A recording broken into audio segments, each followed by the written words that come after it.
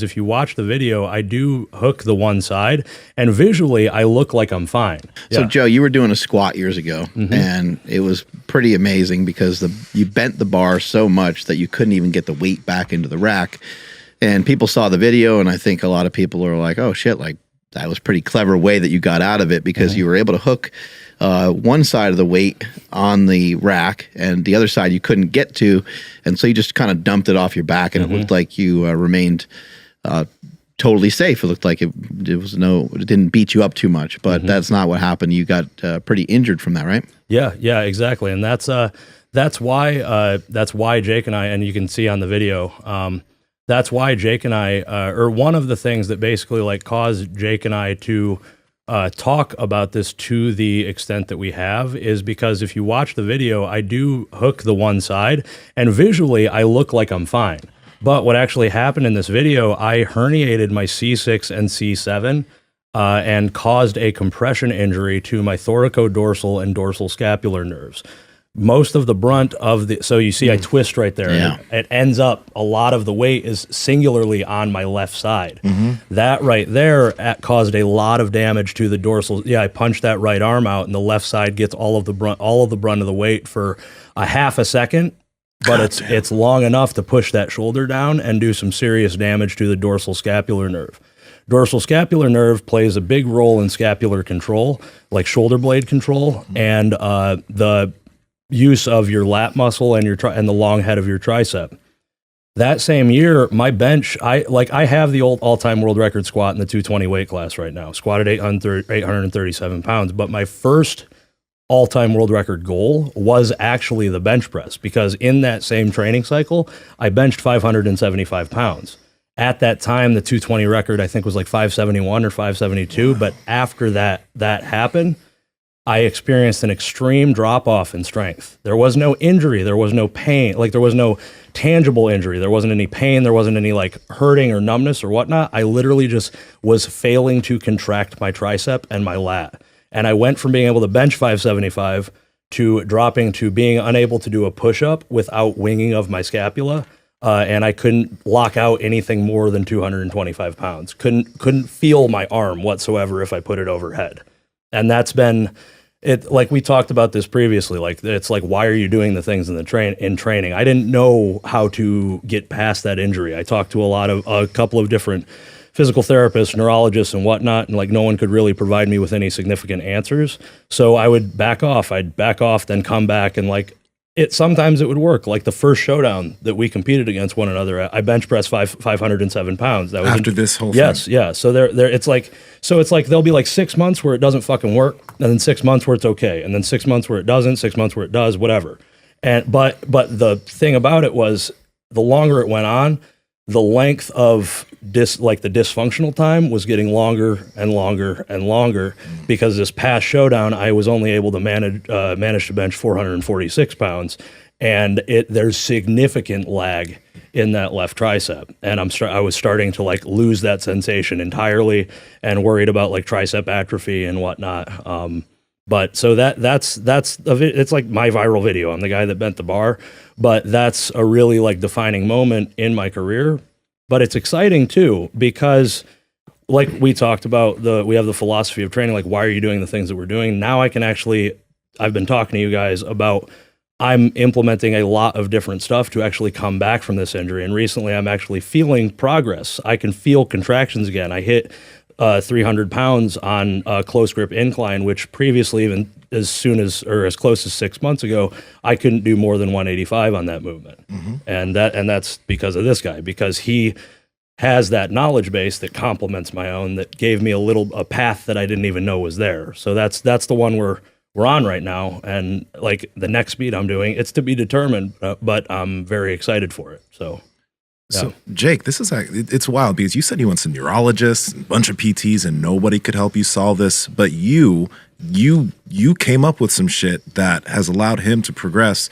What different thing? How did you help him tackle that differently? You know, I think it really just comes down to caring. I think a lot of times, and I don't want to put every doctor on a blast, but I think sometimes you come in and, you know, you have this symptom, you have that symptom, whatever, and they like to kind of group people together. And it's like, you know, well, I've seen a lot of people like this. It doesn't really get better, or they kind of have like some set protocols that they go through. Like if you have this, you get that. If you have this, you get that. It's just, A, B. But and I don't think it's really necessarily like a lack of knowledge or a lack of studying with some of the doctors or the people that you visited. I think it's just the lack of caring, being able to sit down and say, okay, what is happening here? There's plenty of information out there, right? Like what can cause a nerve to not function. And if you're resourceful enough, you can go figure that out. It can be A, B, C, D through Z, right? And then you start kind of knocking it off. Okay, it's not that. That's not what happened. It's not this. That's not what happened.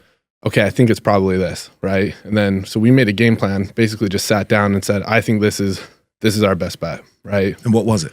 Well, it's a really in-depth. I mean, Okay. Yeah. It's in progress. So that's like, I don't really want to put the cart before the horse, because like me being the egotistical asshole that I am, because I just said fuck you to God, read into that however you want. But I want to come back. Yeah, I want to come back and not only like break my all-time world record, but I want to annihilate it. Like, because this is the first time I've been hopeful. Like, I mean, you've been through a million different fucking injuries. Like you have those where like this, it's not career ending, but it's career defining. It's like this one is going to be, if not insurmountable, incredibly difficult to work around. That's what I felt since 2018. I was like just getting what I can, like clawing and scratching for these small little things. But now that I've been working with Jake, like I don't really want to like call my shots, but like I told him, if I hit a bench PR on the platform, I'm going to kiss him on the fucking mouth. Like, I don't even care, because like that was so unbelievable to me in previous experience that like, now that I actually feel like I'm making progress, like I'm waking up and I'm excited to go train like my pressing movements, because I'm progressing every single fucking time. Power Project family, if you watch and listen to this podcast, my assumption is that you're probably the kind of guy or girl who doesn't just like to wear your gym clothes in the gym. But listen up, you can't be wearing those and one shorts at a wedding. Okay, buddy? You can't do that. That's why we've partnered with Viore Clothing, because not only are their clothes suitable for the gym so you can have the most comfortable and amazing workouts, but you can also wear them to the store, to the wedding, to dinner, anywhere, and you're just going to be looking so good. Andrew, how can the people get it? Yes, step your game up right now. Head over to viori.com/powerproject. That's VUORI.com/powerproject. And when you do, you'll receive 20% off your first order. Links to them down in the description, as well as the podcast show notes. Let's get back to the podcast. And it's like Jake can go into more detail, but like I don't want to go into the whole thing. But a lot of it is not only like the way that I'm training, focusing more on like the mind muscle connection, or like the neuromuscular side of things, but it's also like brain chemistry, because like I was talking to you guys before we started the podcast, like I started a lot of things at 20 years old. I made the jump from a tested federation to an untested federation. I've been on androgens since that time. I'm also a stupid white kid that likes to have fun, so I've taken a couple of recreational drugs on occasion that are very, very dopamine. They cause a lot of dopamine release in the brain, and I'm also, I can't even remember what the fuck I was going to say, and that's the fucking ADHD. I'm also diagnosed severe ADHD, and I've been prescribed Adderall since I was 20 years old. But looking into the history is important to kind of help you solve for this problem, right? Yeah, and dopamine is... the doctors never fucking asked me that. Right. That was never a thing. They're like, oh, just do some nerve glides. Oh, you're not making progress? Okay, that's fine. Like, then you're fucked, you know? Right, but looking back on it, if you look at the neurotransmitters in your brain, the biggest one that causes muscle contractions or your motor reflexes is dopamine, right? And we go into his past and we see, oh, you've been really destroying your dopamine receptor, basically, right? It's kind of like if you grab a barbell, that deadlift bar, a newbie comes in, grabs it on a fresh new bar, it hurts, right? Your hand hurts. But over time, you build a callus, and that's the same thing with dopamine. It's like when you start using like a painkiller, like a lot of people have chronic pain, they get on a painkiller, an opiate. First time they take it probably makes them a little high, right? Like, oh, I'm happy, whatever. And all of a sudden it stops working. It's the same thing, right? Like you become sensitive and you build up calluses to whatever you're doing in life in general. And so looking at him, a lot of, recreational drug use, some specific AASs that are working on your dopamine receptor as well. AASs? Yeah, steroids, trenbolone. Yeah. Okay. Trenbolone. It acts on the dopamine receptors, and it's like if you run tren too long, like that. So basically, again, I'm sorry, cutting you off, do it. but it's like I would always find that adding tren in would help my contraction. I would be able to push harder through the tricep. So I was very reliant on adding tren. I don't know. Can I talk about this on the podcast? Okay, I don't know. I don't fucking know. We have a PED podcast, so I don't know if No, I don't you know can talk about okay, anything. that's fine, because I'll put myself. I'm open about anything. I'm whatever. But because if I can help anybody like make better choices and actually think about what they're doing, that's what we're here for. But I would find that trenbolone helped me going into meets because it helped me get more out of the contractions in my tricep. But because it was like, okay, 6 months would be good, 6 months would be bad, it started being like 7 months good, 5 months bad, 8 months good, or 8 months bad, 5 months good, whatever. Like the good was getting less and less.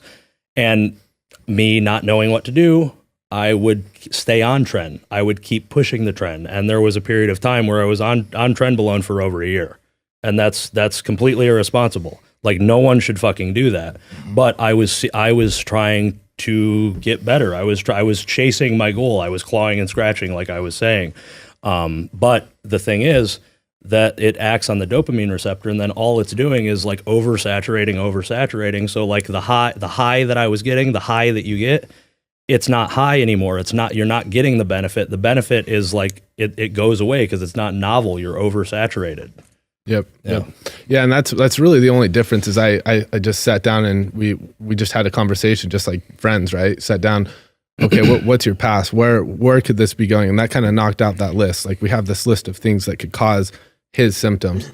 And we start seeing like this trend of, okay, we've had a reliance on drugs, right? We've had a dependency on drugs. We've had a lot of dopamine stimulation. So how can we get that back, right? Like, how do we reverse that? And that's where the plan came together. So then, I put together this plan, and I came to Joe and said, this is what we're going to do. This is the plan, basically a year-long plan. The first 8 to 10 weeks is going to go like this. Once we hit that point, this is what we're hoping for. Like at the end of the first, 8 to 12 weeks, we should be getting this result.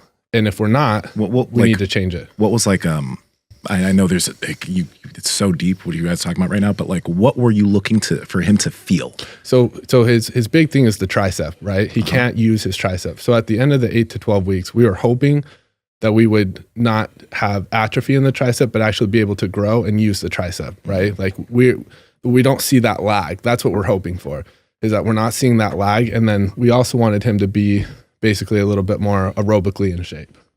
And so we're coming up on that mark, which we set it as 8 to 12 weeks. I think it's been 8. Mm-hmm. And we're seeing like, we're getting exactly what we wanted, right? And now we're like, okay, cool. Now we kind of get to go into phase 2. So phase 2 actually starts today. Yeah. Right. Which is kind of cool. We're going to do it here today, which is really fun. Yeah. I'm actually going to load my spine for the first time since the showdown. Wow. So like squatting or deadlifting or whatever he tells me to do. So, but that's the thing. Like, that's why I have no, like, it's so easy to call you my best friend because like we talk every day, and it's the fact that I trust you because it's the care. He obviously cares. Like he obviously gives a fuck, like he cares about what I'm doing. And because he has, like, I can feel that buy-in from him, it's so easy for me to trust him. And then I'm like, if it's one of those things, because people will ask me like, oh, well, when's the next competition? And it's like, I don't know. I want to do the showdown next year, but I'm not in any rush to, because I want to be where I want to be before I get back on the platform. Hey, before you go, you got this far. That means that you've enjoyed the heat that we're continuing to bring you. So listen, like the video, comment something down below. We'll reply back, and subscribe to the channel because we continue to bring you the heat. Seriously, do it. Love you. Bye.